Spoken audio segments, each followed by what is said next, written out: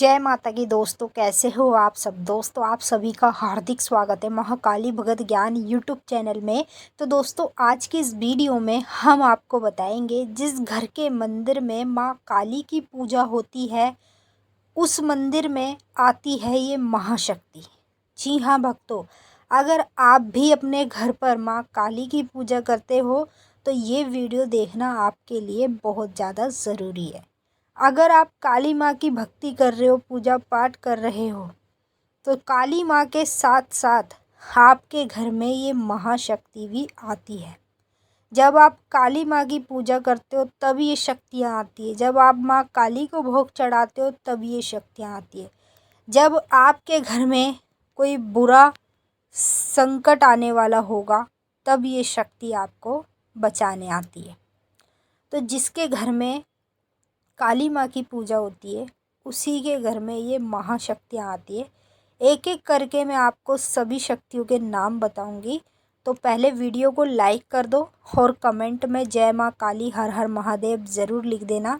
और साइड में आपको एक हाइप का बटन दिखेगा, उस पर क्लिक करके इस वीडियो को ज़्यादा से ज़्यादा हाइप कर देना। जितना ज़्यादा आप हाइप करोगे ना उतनी ही ज़्यादा ये वीडियो सभी लोगों तक पहुंचेगी। जो लोग काली माँ की पूजा करते हैं अपने घर में उन तक ये वीडियो पहुंचाना आपके हाथ में है। जितना ज़्यादा हाइप करोगे उतनी वीडियो आगे लोगों तक पहुंचेगी और उनको भी पता चल जाएगा कि जब हम अपने घर में माँ काली की पूजा करते हैं तो ये शक्तियाँ भी हमारे घर में आती है। अगर आप महाकाली भगत ज्ञान यूट्यूब चैनल पे नए आए हो सब्सक्राइब ज़रूर कर लेना और जो बेल आइकन है इसको ऑल पे सेट कर लेना ताकि हमारी जो भी न्यू वीडियो आए उसका नोटिफिकेशन सबसे पहले आप सभी भक्तों के पास पहुँचे। सबसे पहले जब आप अपने घर में माँ काली की पूजा शुरू करते हो तो करते करते जैसे आपको समय आगे बीतता जाता है वैसे ही माँ काली के साथ साथ आपके घर में इन शक्तियों का भी प्रवेश होता है। सबसे पहले जो शक्ति है वो है भगवान शिव की। जिस घर में माँ काली की पूजा होती है ना वहाँ शिव भगवान साक्षात रूप में विराजमान रहते हैं। देखिए मैं ना शुरू से माँ काली की भक्ति सबसे ज़्यादा करती हूँ और मान्यता भी इनकी ही करती हूँ। वैसे तो घर के मंदिर में सारे देवी देवता भगवान है लेकिन माँ काली के प्रति मेरा जो प्यार है ना वो सबसे ज़्यादा है। अब मुझे भगवान शिव बार बार सपने में क्यों दिखाई देते हैं। जैसे अब सावन के दिन आए थे तो भगवान शिव के भी दर्शन हो रहे थे। क्यों? क्योंकि मैं माँ काली की भक्ति करती हूँ तो भगवान शिव की भी शक्ति मेरे घर में विराजित है। ऐसे ही अगर आप काली माँ की पूजा करते हो अपने घर में तो भगवान शिव की शक्ति भी आपके पास आती है। दूसरी शक्ति है माँ दुर्गा की। जिस घर में काली माँ की पूजा होती है ना उस घर में माँ दुर्गा अपने साक्षात रूप में विराजमान रहती है। और जब आपके घर में माँ दुर्गा की शक्ति होती है ना तो बार बार आपको दुर्गा माँ के दर्शन भी होते होंगे माँ काली के साथ साथ। दुर्गा माँ और काली माँ सबसे पहले जब अपने भगत के पास आती है ना तो एक कन्या का रूप धारण कर कर आती है। मतलब जोड़े में अगर आपको बार बार कन्याएं दिखाई दे रही है तो ये आपके लिए बहुत बड़ा और शुभ संकेत है। अगर आप काली माँ की पूजा करते हो तो समझ लो माँ दुर्गा भी आपके साथ है और आपके घर में विराजमान है। तीसरी शक्ति है बाबा वीर हनुमान की। कलयुग की सबसे बड़ी शक्ति है और जागृत शक्ति है। जितने भी देवता है ना उनमें से एक ये कलयुग की जागृत शक्ति है बाबा वीर हनुमान की। जिस घर में काली माँ की पूजा होती है ना उस घर में बाबा वीर हनुमान भी होते हैं। जब आप काली माँ की पूजा करते हो ना तो आपको हनुमान जी के भी दर्शन होते हैं। कई प्रकार से हनुमान जी आपको कभी बंदर के रूप में दिखाई देते हैं, कभी आपको स्वयं तस्वीर के रूप में दिखते, कभी मूर्ति के रूप में दिखते। तो आप इनकी भक्ति नहीं करते, आप तो काली माँ की करते हो, फिर आपको हनुमान जी क्यों दिखाई दे रहे।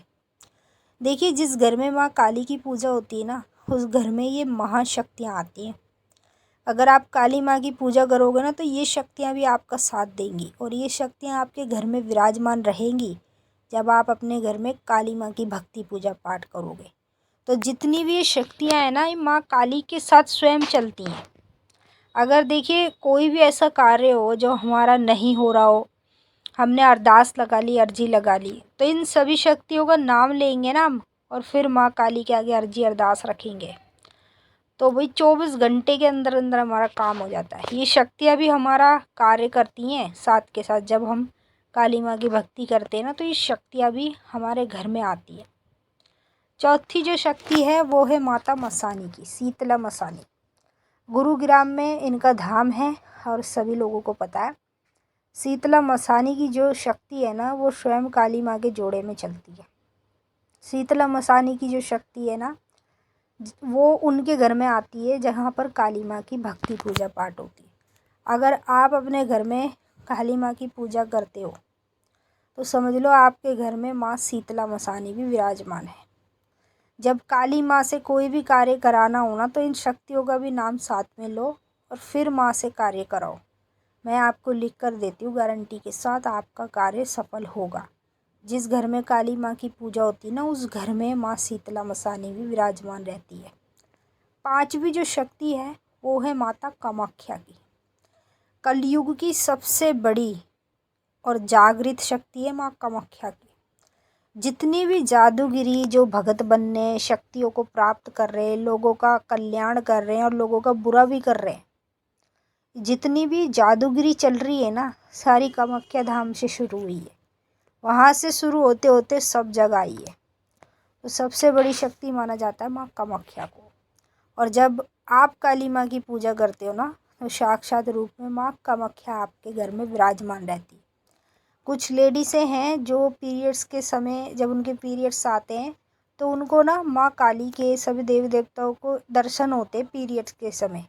तो जिनके घर में काली माँ की पूजा होती है ना वहाँ पर माँ कामाख्या बैठी रहती है, इसलिए आपको इस समय पर दर्शन होते हैं। मैंने आपको अच्छे से समझा दिया। अब हम आपसे फिर मिलेंगे नेक्स्ट वीडियो में। सभी भक्तों को जय।